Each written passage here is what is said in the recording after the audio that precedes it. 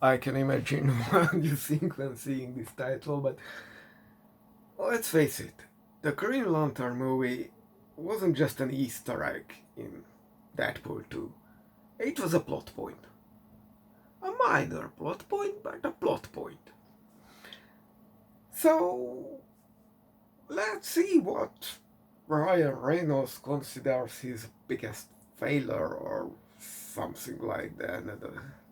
By the way, I checked on the IMDb and he works through the profession, starting small. There was this period when he tried to break into the big league. See, Ryan Reynolds has a nice face, but not much of a charisma, but he does have acting talent when you think about it, when you look through the catalog, but he is destined to be that guy in that soap opera or, TV series. But he wanted to be the big league, and he had a row of movies that were considered flops, one way or another. One of those was Green Lantern. Most of his work is pretty just doing work for a paycheck. So actually there is only like a dozen movies resume that worth anything. Even half. Only half a dozen. Like 6. And he is, since he broke in with Deadpool, lives from that fame.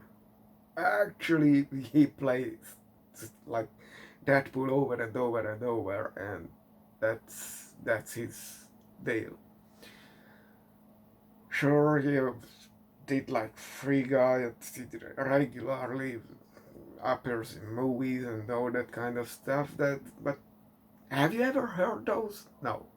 Let's be honest. So let's see why Green Lantern was a failure. And I don't want to go through all the story and nitpick on some things like when they have the competition with the drone planes, which are obviously better than human guided airplanes because it's just logically better. Human body can tolerate X amount of force, so. But if they are doing that, why are the human pilots not starting with the advantage of they are the attackers?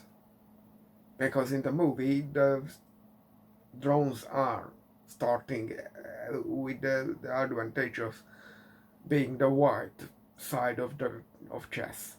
And that's look, your machines are great, so why not try? That's just a nitpick. And we could talk about the animated costumes and all the CGI characters of the aliens. I can't be mad with it. Was an experiment. I knew even back then that this is an experiment for the CGI. And it was not ready, so it felt like Polar Express or something like that. They also mentioned Beowulf, that director had like 3 of such movies.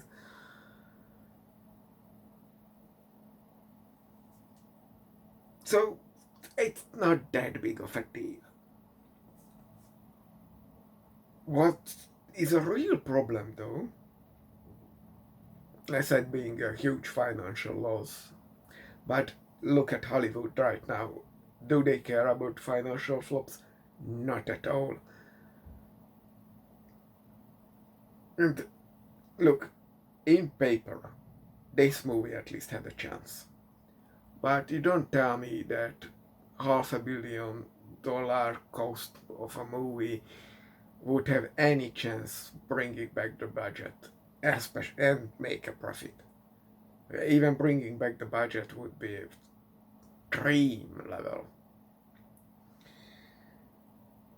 The real problem here is this is too movie. You know, Sinistro is.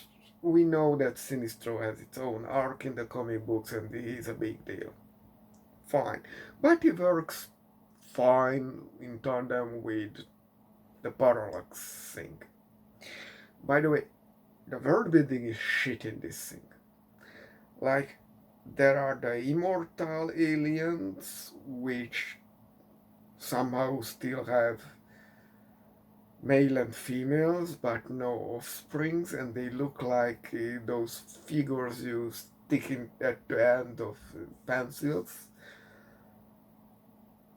That's just stupid. And who are the Green Lantern Corps? I mean, what are they doing? Because what we see in the movie is they are sitting on their planet and pretty much doing nothing. So why should we care about the Green Lantern Corps? Or whether Ryan Reynolds is joining them or not?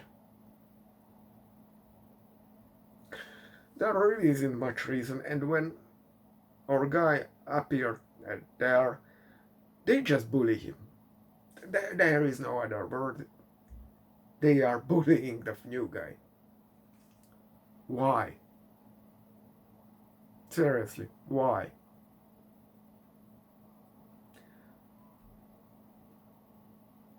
And there is that Brainiac guy. What was his shtick? On paper, I see the script could have made sense, but obviously the runtime, an hour and 40 minutes with 10 and 10-minute credits on the end of it. It's just ridiculous long credits.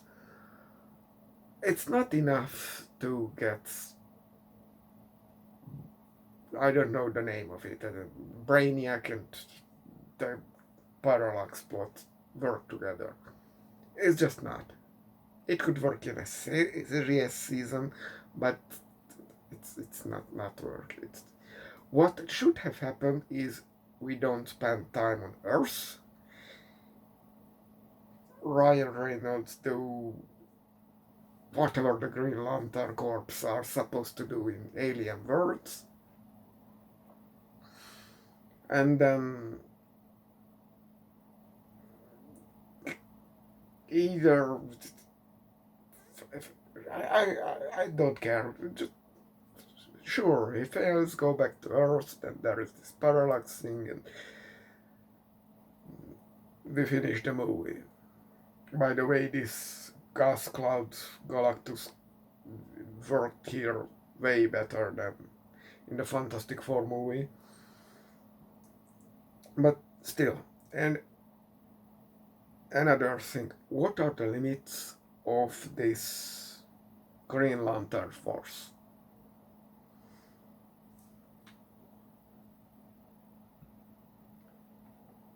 Because, one of the guys creates literally gravity.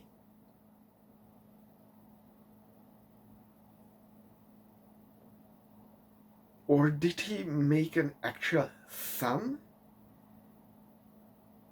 Shouldn't they die from all kinds of radiation instantly?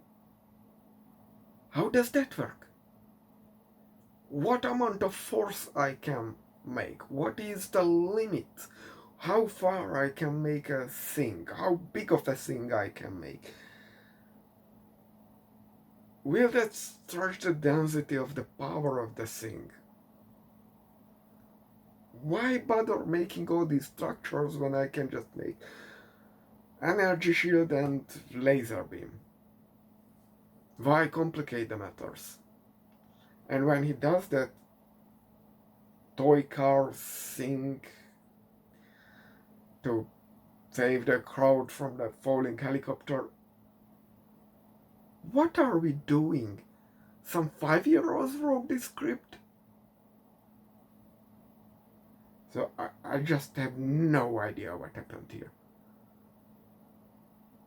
Because at 1 second he's making a Gatling gun, the other he's towing the toy car.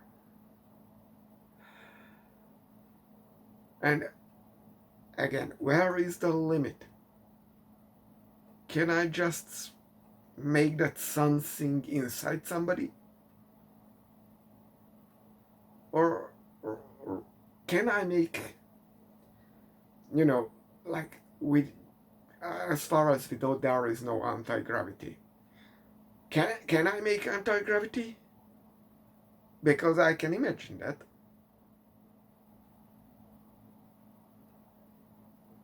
Is this working like magic, or what are the limits?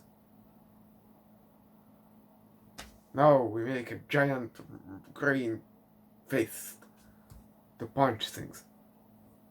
Huh? Like when the Lantern Corps tried to fight Parallax, they threw a web on it. Would they willpower combine the amount of force they have in it, or what? What's the deal there? And why not make a bigger net? I have no idea. Or like when Ryan Reynolds flying through the Parallax car. Could I make a? Why is he flying through with a rocket or something? I expected it to be some kind of bomb to leave in the middle of the cloud. And talking about flying, how fast can they fly? And this is important for the plot too. Because, you see, one time he's flying through the solar system, and the next time he's flying to a whole different planet. How long that took? It just makes no sense. Because this is important because obviously Parallax can travel with the same speed as the green force because he has the yellow force. But what's the difference? I don't know.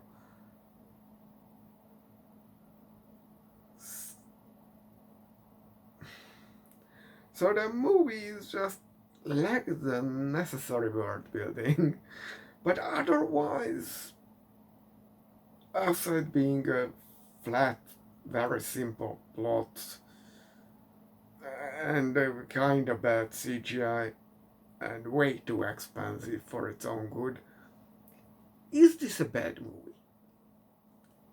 No. I mean, it's far from good, but technically speaking, eh. Even I can't even blame the Ryan Reynolds for not doing anything major because the script was trash. I mean, it wasn't abysmal like a Neil Breen script. It was just flat. So I give it a 5 out of 10 because it's just doesn't do much than the bare minimum, but technically it's not falling apart. So yeah, well, that's